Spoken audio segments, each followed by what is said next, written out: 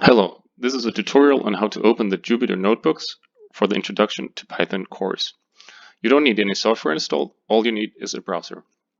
We'll be using an online service called Google Colab, and to go to this website in your browser address window, write colab.research.google.com and press enter, like so. Let's close this window for a second. So this is Google Colab, and the landing page is a short introduction on how to use Google Colab and the capabilities of Google Colab, which you can take a look at later, but for now, let's skip this.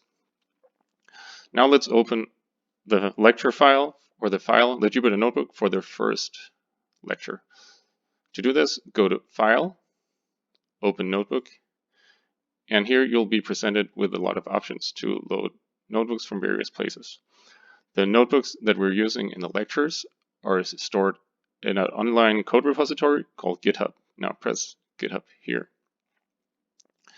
Here you can write the GitHub URL for a specific notebook, and for the first lecture we will be using Jupyter notebooks stored at my personal GitHub repository. So in this field, write andersx / Python-intro and press enter.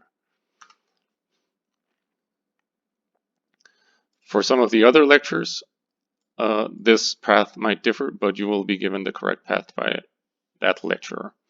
Now, you can see there are two Jupyter notebooks here. One is called Intro Lecture 1 2020, and here we have Intro Exercises 1 2020.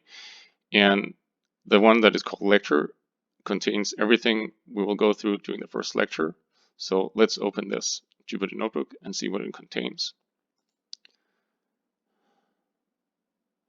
Okay, so now we've opened the Jupyter notebook for the first lecture.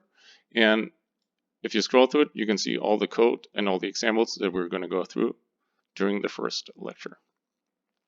That's it. Bye.